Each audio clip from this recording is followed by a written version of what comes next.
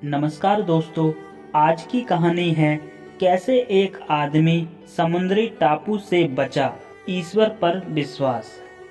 तो चलिए शुरू करते हैं। एक अमीर इंसान था। उसने समुद्र में अकेले घूमने के लिए एक नाव बनवाई।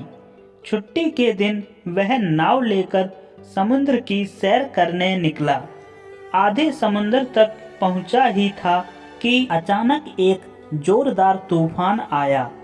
उसकी नाव पूरी तरह से तहस नहस हो गई, लेकिन वह लाइफ जैकेट की मदद से समुद्र में कूद गया।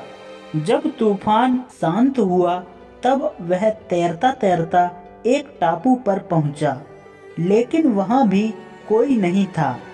टापू के चारों ओर समुद्र के अलावा कुछ भी नजर नहीं आ रहा था। उस आदमी ने सोचा कि जब मैंने पूरी जिंदगी में किसी का भी बुरा नहीं किया तो मेरे साथ ऐसा क्यों हुआ। उस इंसान को लगा कि ईश्वर ने मौत से बचाया तो आगे का रास्ता भी वो ही बताएगा। धीरे धीरे वह वहां पर उगे झाड़ फल पत्ते खाकर दिन बिताने लगा। अब धीरे धीरे उसकी आस टूटने लगी। ईश्वर पर से उसका यकीन उठने लगा। फिर उसने सोचा कि अब पूरी जिंदगी यही इस टापू पर ही बितानी है, तो क्यों ना एक झोपड़ी बना लूं। फिर उसने झाड़ की डालियों और पत्तों से एक छोटी सी झोपड़ी बनाई। उसने मन ही मन कहा कि आज से झोपड़ी में सोने को मिलेगा, आज से बाहर नहीं सोना पड़ेगा। रात हुई ही थी कि अचानक मौसम बदला। बिजलियां जोर जोर से कड़कने लगी।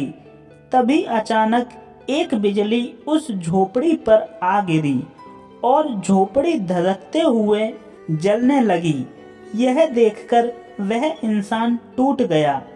आसमान की तरफ देखकर बोला, हे भगवान, ये तेरा कैसा इंसाफ है। तूने मुझ पर अपनी रहम की नजर क्यों नहीं की।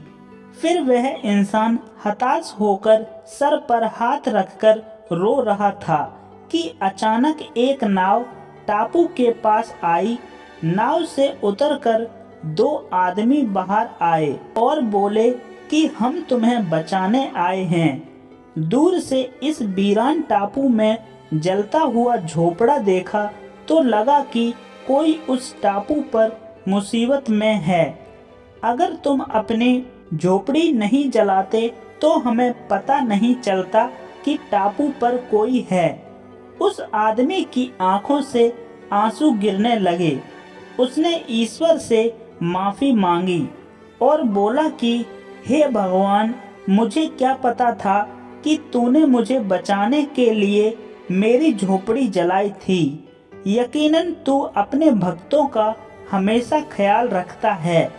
तूने मेरे सब्र का इम्तिहान लिया, लेकिन मैं उसमें फेल हो गया। मुझे माफ कर दे। और वो ईश्वर अपने भक्तों से दूर नहीं है। उसे सब पता है कि अपने भक्तों को कब और कैसे देना है। उसकी रहमतों की बरसात तो हर पल हर घड़ी 24 घंटे हो रही है। बस कमी है तो हमारे विश्वास की। हमारा विश्वास ही है जो डगमगा जाता है। जब एक सांसारिक पिता ही अपने बच्चे को दुख तकलीफों में नहीं देख सकता है, तो जिस पिता ने इस सृष्टि की रचना की है, वो भला कैसे अपने बच्चों को बीच मझधार में छोड़ सकता है। दिन चाहे सुख के हों या दुख के, प्रभु अपने भक्तों के साथ हमेशा रहता है।